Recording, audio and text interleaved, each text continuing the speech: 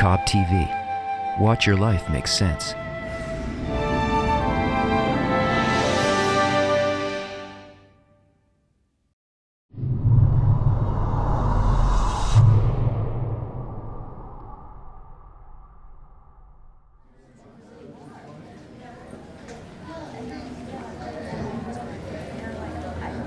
Hi everyone. Welcome to the virtual video course, Enter the Zohar. I'm Wellman. I'll be your professor for the duration.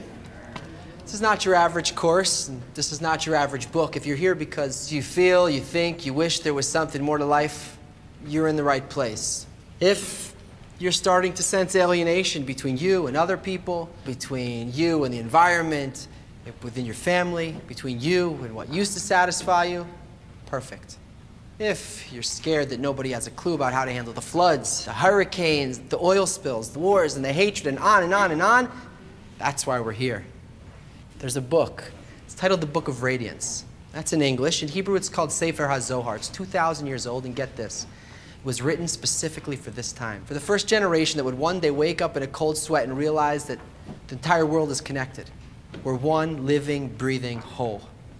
Pinch yourself. You're alive. You made it.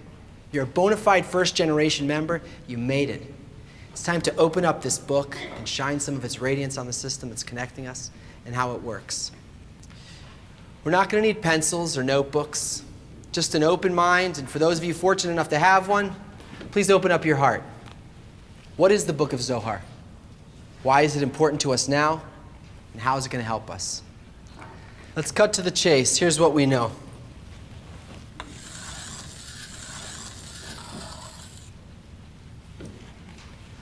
For centuries, the Zohar has been considered to be the most important, powerful book of Western mysticism, said to hold the secrets of the universe and all of the heavenly realms. Mapping the worlds of angels, demons, and celestial beings, it's filled with fantastical parables, odd references, and strange stories extracted from the Torah, the Bible, in which it comments, pointing to a hidden code, which if properly understood unlocks the secrets of life itself. Yes, a very mysterious work indeed, sure. Because it's mysterious, it's raised suspicions in some who are afraid its content and purpose are far more nefarious.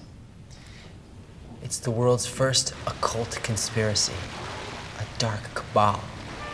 Hidden instructions on how to control the world, a source of power to the secret societies, the Masons, the Jews, the Vatican, who manipulate political, economic, and social structures, seducing the masses with childish biblical fantasies in order to enslave us so they can keep their royal lifestyles intact and prevent us from accessing the meaning and purpose of life.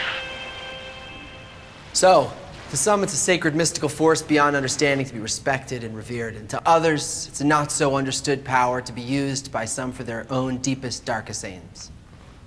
They're both right. They both don't understand it, and that's how your brain sees it, because we don't understand anything about how nature works in people. We know a little bit about the laws of quantum physics, astrophysics, biology, geology, but as far as our place goes in the system, our desires, our emotions, our connections, how it works with that, I mean, look at your lives. Look at the world. I don't think so. But both are right to believe it contains something great about the purpose and meaning of our lives, and it's hidden from us. So let's just put all of our assumptions and fears on hold. Let's start from there. Okay, so why Bible stories? And why are those writings the most ingrained cultural influence of the last 3,500 years? The source of the major Western religions, you know, each one thinks the other two have it wrong. Why are most of the world's laws and moral codes built around it? How come following them hasn't made a world that works? I mean, if it doesn't really make sense to us, and it doesn't line up with our modern science, and it isn't working the way it's supposed to, then why does it capture our imagination with such a deep hold on these feelings of right and reverence and mystery? Why do we think it's about the truth?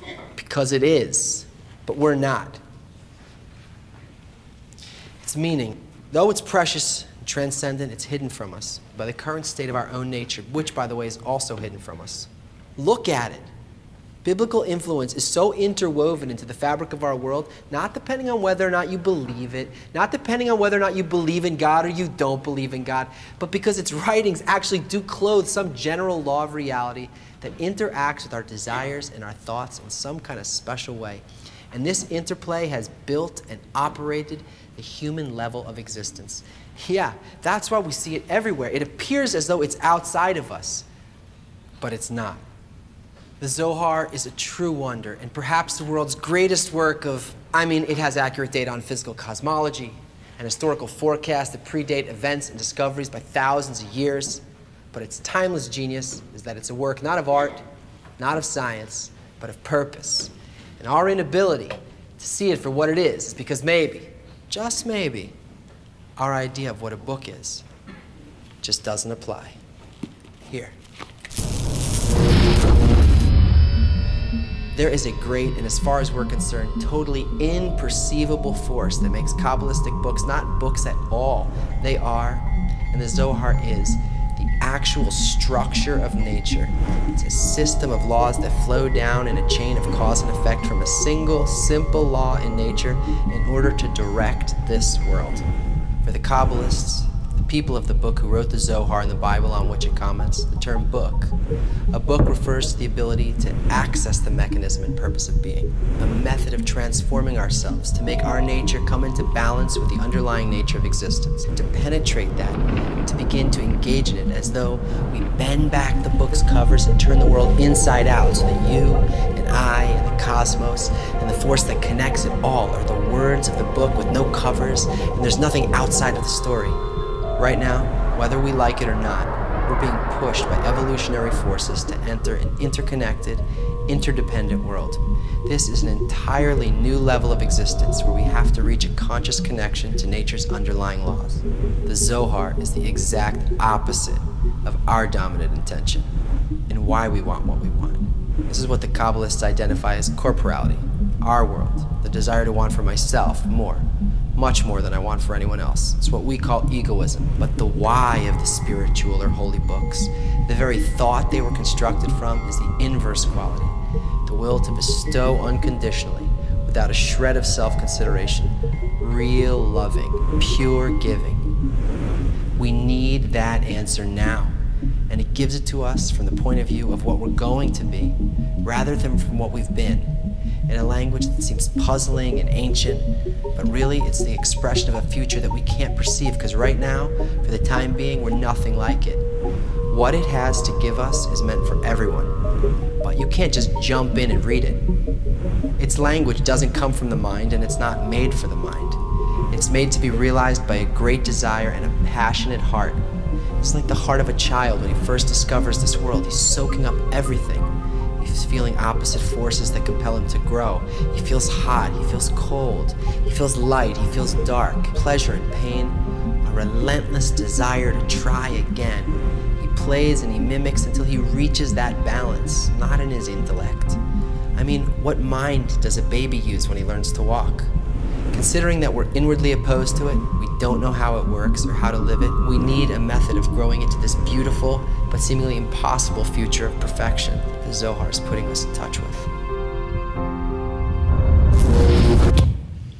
Yeah.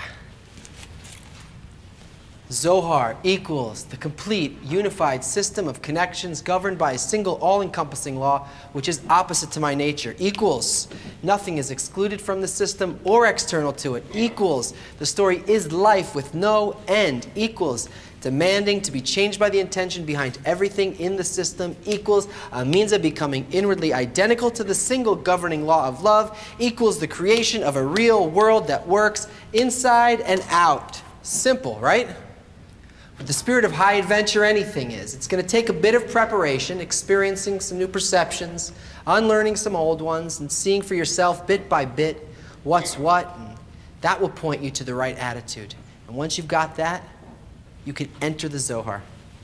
And that's precisely what this video series is going to help you do.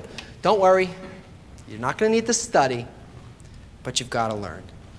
Our next class will be Above Time and Space. We'll see you there when you have the desire. See you then.